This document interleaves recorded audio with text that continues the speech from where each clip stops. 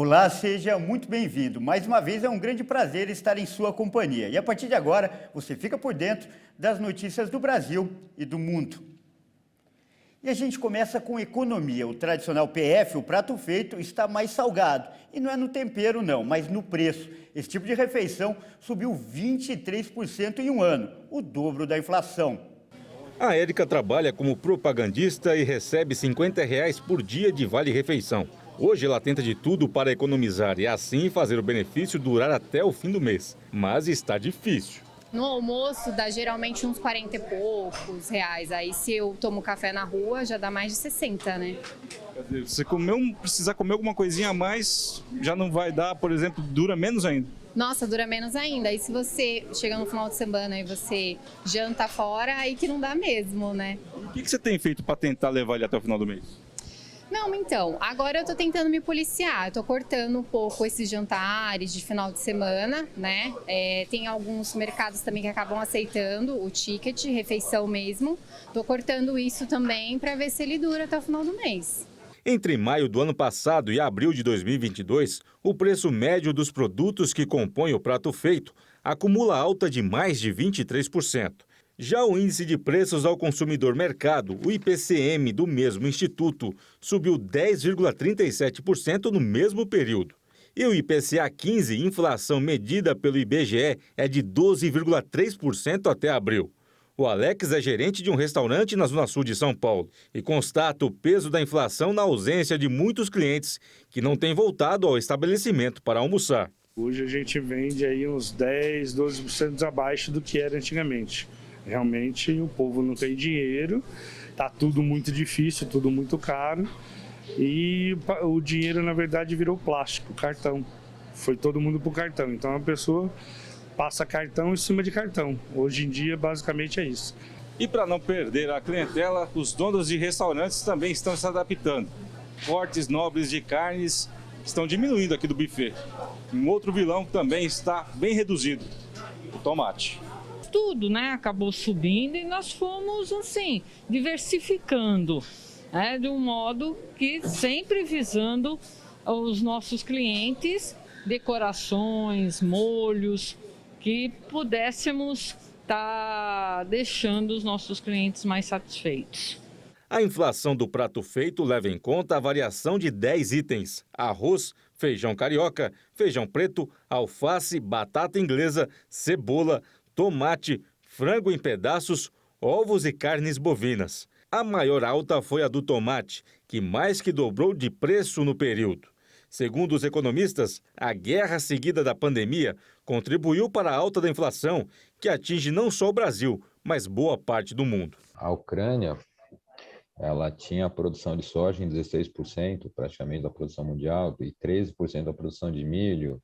A Rússia tinha a sua produção de trigo, elas impactam diretamente na formação do preço das proteínas animais, porque é a base da ração, né? Então, tanto para frangos como para suínos e para bovinos, se usa isso muito como base, né? Com a guerra da Ucrânia, o que você fez? Você restringiu, praticamente você tirou 16% da oferta de soja, 13% da oferta de milho, mais a questão dos 13% de combustível, você vai tirando essa questão da oferta num mercado que já estava estrangulado. A alta dos preços reduz o poder de compra. O vinho australiano está no Brasil há um mês e ele já sentiu o peso da inflação nacional.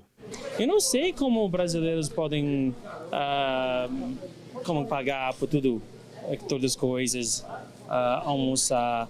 Porque salários no Brasil não é muito alto. Eu ganho dólares australianos, não é bem alto, mas eu ganho dólares australianos. Eu senti isso muito preço, muito caro, né? E olha só, as mulheres estão ocupando cada vez mais espaço nas fazendas do Mato Grosso do Sul. Em 10 anos, mais que dobrou a mão de obra feminina no agronegócio do estado. Instrutora e aluna, Keiciane e Caroline, a professora é formada em Engenharia Ambiental Sanitarista e baliza a importância do desenvolvimento sustentável no campo.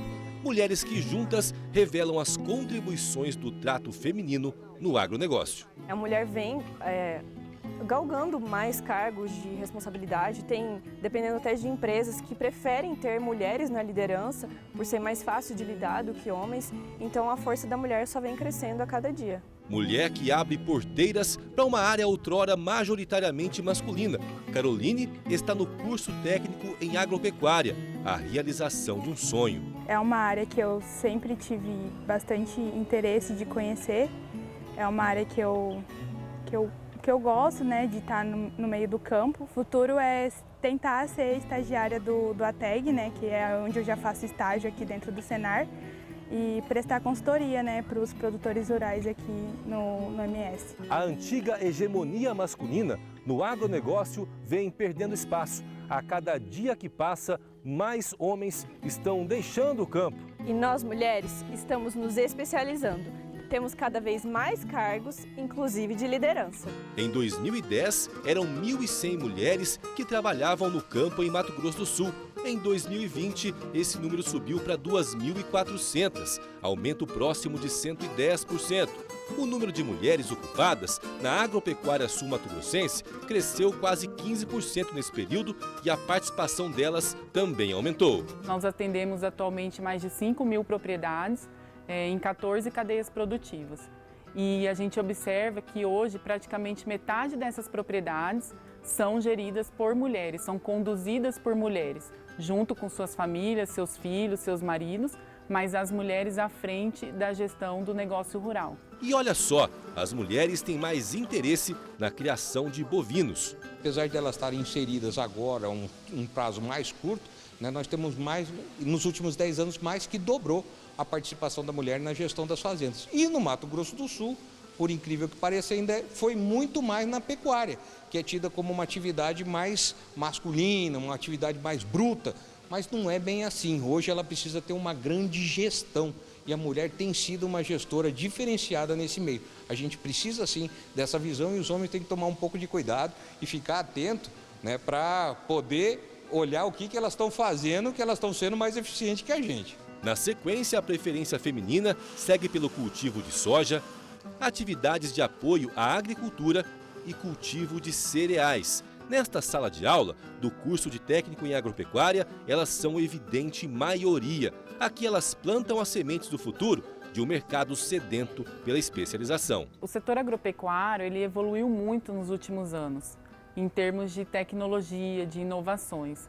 E a mulher, ela traz consigo esse instinto de inovar, de procurar o novo, de modernizar, ao tempo que também busca o conhecimento, a capacitação e assim consegue trazer essas inovações para as propriedades de forma segura. Então a gente observa que as mulheres têm essa característica e isso tem contribuído e muito para que elas atuem de forma mais efetiva no setor agropecuário. Quem já passou pelo curso foi a Giovana. Hoje ela trabalha na lida com o gado em Ribas do Rio Pardo. Presença feminina do trato à gestão. A gente trabalha tanto no manejo sanitário, na parte técnica, né, da criação, da atividade, que é o manejo sanitário, manejo nutricional, manejo de pastagens, todo esse conhecimento técnico, como também na parte de gestão. Porque às vezes o produtor ele tem um conhecimento técnico, né, da área, da atividade, só que ele não tem esse conhecimento de gestão. Então a gente auxilia também ao produtor a gerir a propriedade. E hoje o agro ele agrega, aceita as mulheres, né? E antes existia um preconceito e hoje já não existe isso, já aceita-se mais as mulheres, né? E a delicadeza da mulher traz uma força para o agro também. Especialização importante em um momento em que a roda da economia global gira no sentido da expansão em dois sentidos: redução de custos e aumento da produtividade. Para o Sindicato Rural de Campo Grande, Rochedo e Corguinho, a expansão tecnológica tem ramos da capacidade feminina de gerenciamento. A mulher tem uma visão muito mais ampla, né? Ela tem uma visão que engloba todos, né? É uma visão voltada para o bem-estar. ela busca uma condição de satisfação, talvez pelo fato dela ser a genitora, a pessoa que gere a sua casa, né, tem as famílias todas, ela quer o bem-estar de todos da família, ela também busca isso nas empresas. Isso faz com que ela sempre venha tendo um destaque dentro de todas as atividades. E o setor rural não está sendo diferente disso. Campo que alimenta o corpo e expande na medida em que a sociedade se desenvolve. Cresce junto. Agro que exala o talento, inteligência e dedicação delas, que não tem limites pré-estabelecidos. Pelo contrário, mulher que está onde ela quiser. E ainda falando de trabalho, os animais também têm conquistado espaço no mundo corporativo, mas no Canadá, em vários escritórios do país, os funcionários podem levar os pets para o serviço. Daisy abana o rabo para cumprimentar os visitantes e depois tira uma soneca. O dono mostra orgulhoso a foto da labradora de 12 anos no site da empresa. A biografia de Daisy aparece ao lado dos membros da equipe do estúdio de design. As especialidades são inúmeras e incluem gerenciamento de estresse, engajamento do cliente e até companheira de caminhada. Enquanto seus donos trabalham, os pets dormem debaixo de mesas, perseguem bolas em um corredor ou se divertem com seus brinquedos preferidos. O estúdio emprega cerca de 10 pessoas na capital canadense. Todos os funcionários são autorizados a trabalhar com os animais de estimação. Trevor, que voltou ao escritório há poucos meses, comemora a decisão e aproveita cada minuto ao lado do amigo de 4 patas. É mais fácil para mim. Acho que se eu não fosse fazer isso, meu plano era correr para casa no almoço todos os dias, até que ele se acostumasse a passar mais tempo sozinho. O fato do escritório aceitar animais é um grande benefício para nós. Segundo o proprietário do estúdio, ter a empresa listada pela Human Society como dog friendly ajudou a impulsionar os negócios e aumentou a produtividade da equipe. Com cerca de 200 mil canadenses adotando um cachorro ou gato desde o início da pandemia da Covid-19, os chefes que pedem a seus funcionários que voltem ao escritório podem ter que considerar a opção.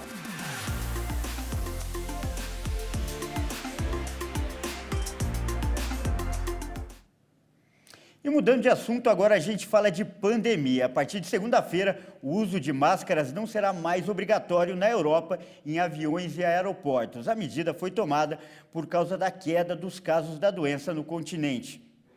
A Agência Europeia de Segurança Aérea destacou que a suspensão da medida é um grande passo para a normalização do transporte aéreo. O texto informa que o uso de máscara vai ser recomendado para voos de ou para um destino onde seu uso seja obrigatório no transporte público. A agência sugeriu aos passageiros que tossem e espirram que devem considerar usar uma máscara para tranquilizar os que estão sentados nas proximidades. Questões técnicas sobre a cabine do avião, como a alta frequência com que o ar é trocado e os filtros de alta eficiência, também foram sublinhados no comunicado. A flexibilização das regulamentações sanitárias vem em um momento de aumento de viagens na Europa, após 2 anos de atividade reduzida pela pandemia. E veja a seguir, o mundo terá mais de 1 bilhão de pessoas obesas até 2030. E confira também, casar está mais caro. A inflação aumentou o preço da maioria dos itens da festa de casamento. Você confere tudo isso daqui a pouco.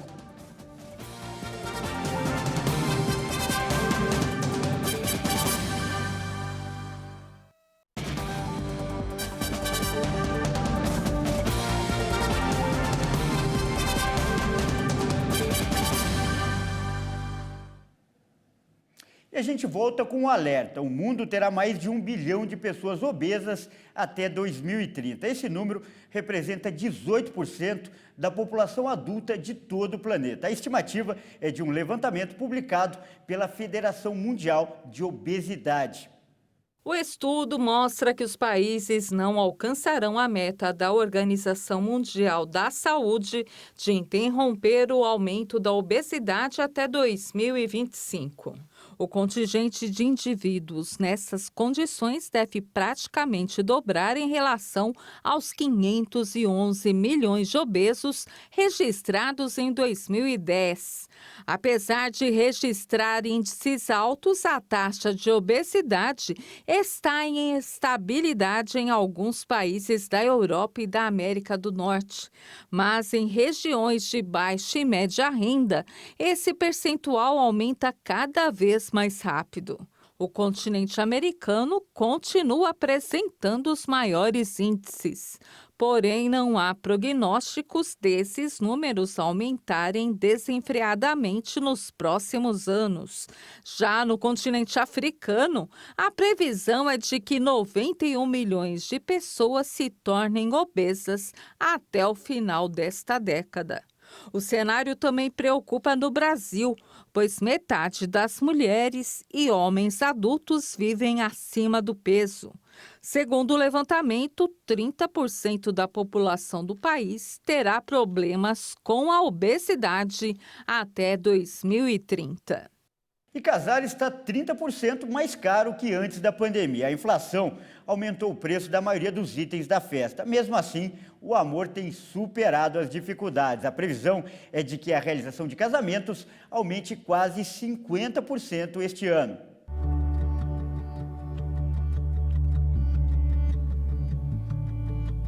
Duas décadas de união, 3 filhos já crescidos e, enfim, o tão sonhado casamento. A gente não casou, né, assim, como diz o figurino, né, casamos só no civil, assim, agora eu quero casar com tudo que eu tenho direito.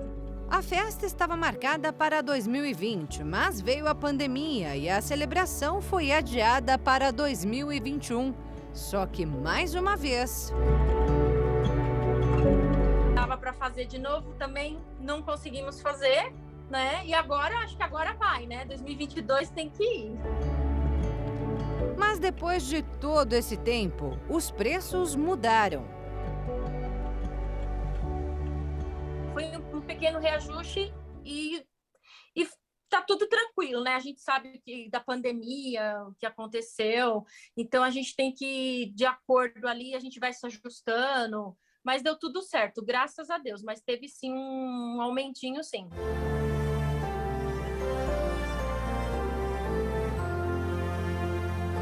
Fazer uma festa hoje pode ficar até 30% a mais do que antes da pandemia. Afinal, tudo ficou mais caro, principalmente a alimentação e a decoração.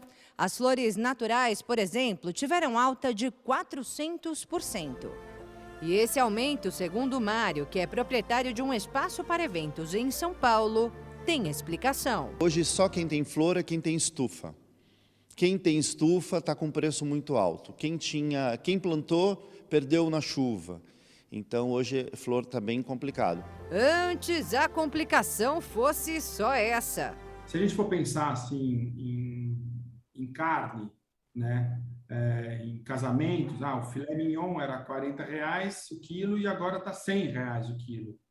Então, e esse custo financeiro, no geral, tanto dos combustíveis, dos alimentos, etc., também foram repassados para os profissionais de eventos.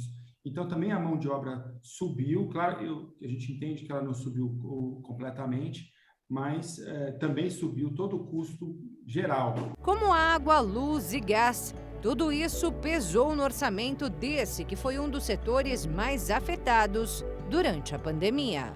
Nós somos o mercado que mais sentiu. O mercado de eventos foi o primeiro que terminou na pandemia e foi o último que voltou da pandemia. E agora o empresário ainda tem que ter cautela em repassar os custos para não perder clientes. Tem festas que nós empatamos. Nós não temos lucratividade para que nós possamos nos manter no mercado, né? A gente tem que ver os dois lados, né? Do fornecedor e do consumidor. Então, a gente conversando um aqui, um ali, a gente se ajusta, né? A gente ajuda um ou outro. Ajusta daqui, aperta dali e no final, tudo tem que caber no orçamento, mesmo com os aumentos. porque eles vêm com um sonho na mão da gente, para a gente desmembrar e o que eles conseguem fazer e dentro desse protocolo, dentro de tudo que existe dentro do casamento, o que fica bom e o que não fica bom. Então, eu acabo auxiliando num primeiro momento para eles colocarem primeiro o que é principal, e eu costumo chamar assim, depois a gente vai colocando as perfumarias finais para que eles possam estar dentro do custo que eles têm hoje. E essa lista tem que incluir tudo mesmo, até o vestido de noiva, que também ficou mais caro. Mas elas sempre querem o melhor. E o melhor hoje está em torno de 30%, 40%, às vezes até 80% mais caro do que elas viram antes da pandemia. Mesmo assim, o que não falta é gente querendo casar. Dados da Abrafesta mostram que cerca de 1,1 milhão de casamentos são realizados por ano no Brasil. E agora, com a trégua da pandemia, a previsão para 2022 é de um total de 1,6 milhão. Quase 50% a mais do que o normal. E para o ano que vem, a expectativa é ainda maior. Ontem eu tive um dado importante de que 23 está tudo lotado. Tem muitas pessoas que não têm mais data em 2023. A Maiara e o Irã tiveram dificuldade em encontrar data. Eu tive que mudar assim, de data umas 3 vezes. Mas aí, como eu encontrei esse espaço que eu gostei muito, que é na Zona Norte, né? E esse espaço especificamente tinha a data que a gente queria. Mesmo com os preços mais altos, o casal decidiu não esperar. Era um sonho nosso, né? E aí, como o pedido veio no final do ano, eu falei, vamos realizar, né? Quando é sonho, não importa o preço. Exatamente. A gente dá um jeitinho, a família ajuda um pouco, né? Agora é torcer pelo lucro da gravata do noivo e o sapato da noiva, que vão fechar a festa do casal. E espero que os convidados também, né, tenham essa compaixão aí.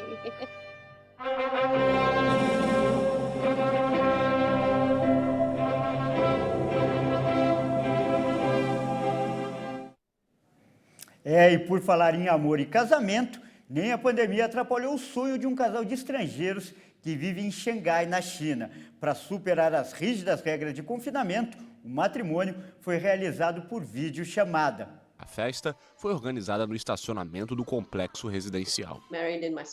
Até quinta-feira eu não tinha vestido de noiva. Realmente pensei que ia me casar de calça de moletom. No momento, só podemos comprar comida e bens de consumo. Eu não conseguiria nada decente, mas a minha amiga teve a ideia de me enviar o vestido de noiva dela.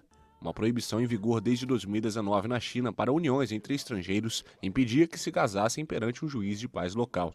Conseguimos descer e comemorar depois que foi higienizada a área do portão da frente. Se não fosse assim, e também pelo fato de ser nosso condomínio, não teríamos outra opção a não ser descer até o estacionamento utilizando máscaras. Esse casamento poderia ter sido diferente.